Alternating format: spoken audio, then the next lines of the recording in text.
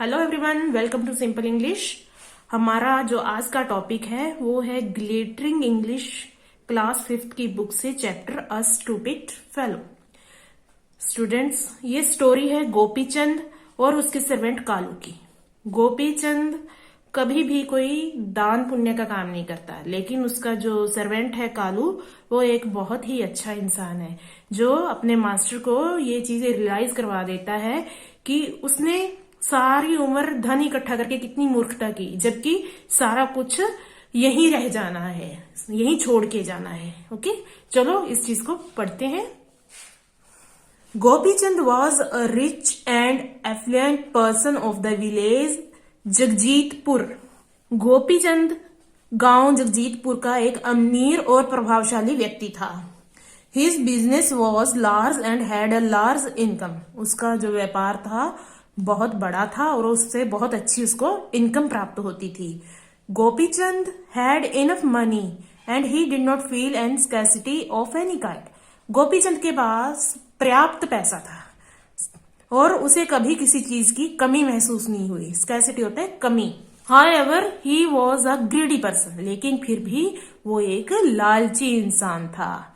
Greedy, लालची। Okay, he would not even spend a pie to help the poor and needy or donate for religious purpose। कि वो कभी भी गरीब और जरूरतमंदों की सहायता के लिए छोटे से छोटा पैसा भी नहीं खर्चता था, ना ही उसने कभी धार्मिक उद्देश्य से दान किया है।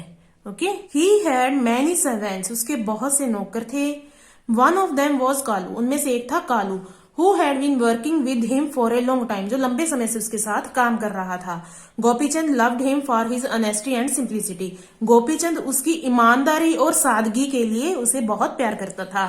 Kalu was not yet married। Kalu के भी मैरिज नहीं हुई थी। and had no relative to call upon। ना ही उसके कोई रिश्तेदार थे जिससे वो बात कर पाए। Whatever salary Gopichand gave him, he would spend half of it in helping the poor and for religious charity।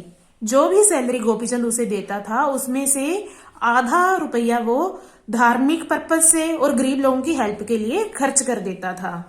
Gopichand would often say to him. Gopichand उससे प्राय कहा करता था, Kalu you will always remain silly. तुम हमेशा मूर्ख रहोगे। क्योंकि गोपीचंद खुद तो कभी खर्चता नहीं था, दान वगैरह नहीं करता था, इसलिए उसको लगता था कि कालू मूर्ख है, कि वो अपना पैसा बर्बाद कर रहा है। और you fool save something for your future. तो वो कहता है कि अरे मूर्ख, कुछ अपने भविष्य के लिए भी सेव कर लो, बचत कर लो।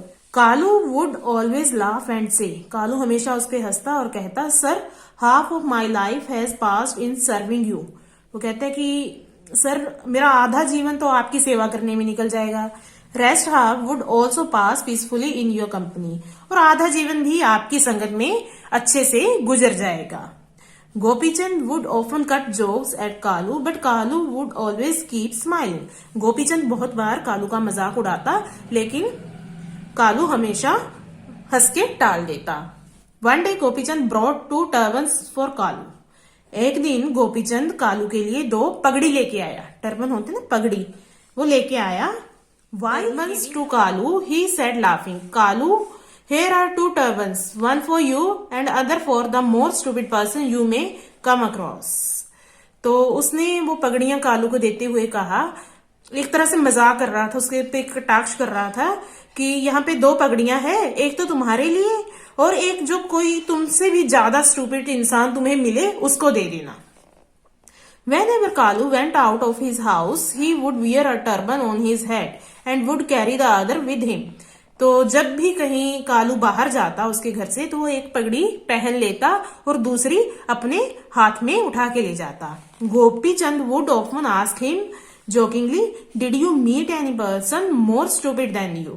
तो गोपीचंद उसका मजाक उड़ाते हुए पूछता, क्या तुम्हें तुमसे ज्यादा मूर्ख कोई इंसान मिल पाया। Kalu too would reply smilingly, not yet sir, I am looking for one earnestly, someday or the other I shall certainly find one। तो कालू भी हंसते हुए जवाब देता कि सर अभी तो नहीं मिला, लेकिन मैं उसकी खोज कर रहा हूं, एक ना एक दिन वो मुझे जरूर मिल जाएगा। The time ran on at its own speed. टाइम अपनी गति से चलता रहा। One day all of sudden Gopichand fell ill. तो एक दिन गोपीचंद बीमार पड़ गया। He got treatment from the village doctor but could not recover. तो गांव के डॉक्टर से उसका इलाज करवाया गया लेकिन वो ठीक नहीं हुआ। हिज इलनेस गोट मोर सीरियस ग्रेजुअली। धीरे धीरे उसकी जो बीमारी थी वो गंभीर होती गई। He also visited doctors from the nearby town but to no avail. तो पास के शहर में भी डॉक्टर के पास गया लेकिन उसे कोई फायदा नहीं हुआ। Lastly he had to be admitted to a city hospital but that too did not help him. फिर आखिर में उसको शहर के बड़े अस्पताल में एडमिट करवाया गया लेकिन इससे भी उसे कोई खास मदद नहीं मिली।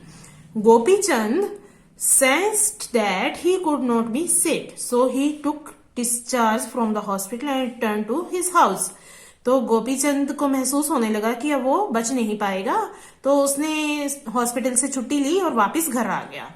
One day when he felt that it was his last day, he called all his family members and Kalu. अब एक दिन जब उसे महसूस हुआ कि अब तो उसका आखिरी दिन है, तो उसने अपने फैमिली मेंबर्स और कालू को अपने पास बुलाया। Gopichand said slowly, now my last time has come, I shall have to go. Gopichand धीरे से कहता है कि अब मेरा अंतिम समय आ चुका है और मुझे जाना होगा। Kalu was a simple man. अब कालू तो एक साधारण आदमी था।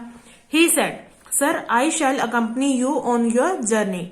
तो वो कहता है, सर आपकी जो जर्नी है, यात्रा है, उसमें मैं आपके साथ चलूंगा। Oh you stupid fellow, can anyone accompany a person going on his last journey. वो कहता है, अरे मूर्ख इंसान, क्या कोई इंसान किसी की अंतिम यात्रा में उसके साथ जा सकता है?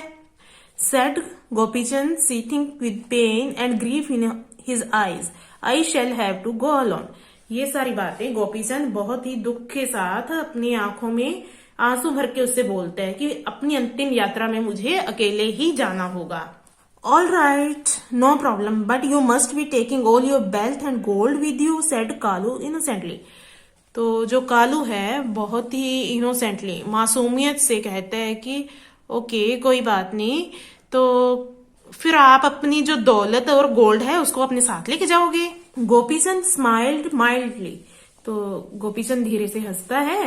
Everyone has to go there empty handed. वो कहते हैं कि हर किसी को खाली हाथ जाना होता है।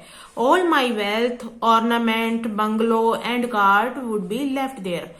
तो वो कहते हैं कि सारी मेरी संपत्ति, वेल्थ संपत्ति, ऑर्नामेंट गहने, बंगलो बंगले और कार्ट जो उसके पास वाहन था, वो सभी वो कहते हैं यही रह जाएंगे।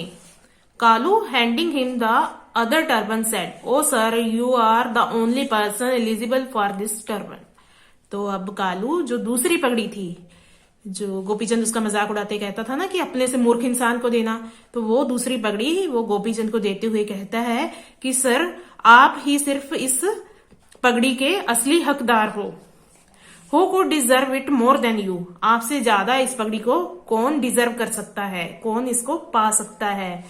You worked hard day and night for all these riches. आपने इस सारी प्रॉपर्टी के लिए, सारी दौलत के लिए दिन रात मेहनत की। You did never do any charitable task. आपने कभी कोई दान पुण्य का काम नहीं किया। When no riches have to accompany you, why at all should you have gathered and earned them all? जब सारी संपत्ति ने आपके साथ ही नहीं जाना, तो सारी संपत्ति इकट्ठे करने में आप क्यों लगे रहे? Gopichand closed his eyelids slowly. He was trying to evaluate what this stupid looking servant had said, but it was too late now. अब गोपीचंद को समझ आ गया, उसने अपनी आंखें धीरे से बंद कर ली। अब वो सोच रहा था, मूल्यांकन कर रहा था कि ये मूर्ख दिखने वाला नौकर क्या कह गया, लेकिन अब ये बात समझने में बहुत देरी हो चुकी थी। ओके, सारा जीवन उसने कालू का मजाक उड़ाया, उसकी बात नहीं मानी, लेकिन अंत में उसको अपनी मूर्खता समझ में आ गई। ओके, तो ये था आपका चैप्टर। आई होप आपको समझ आ चुका होगा। So thank you very much for listening.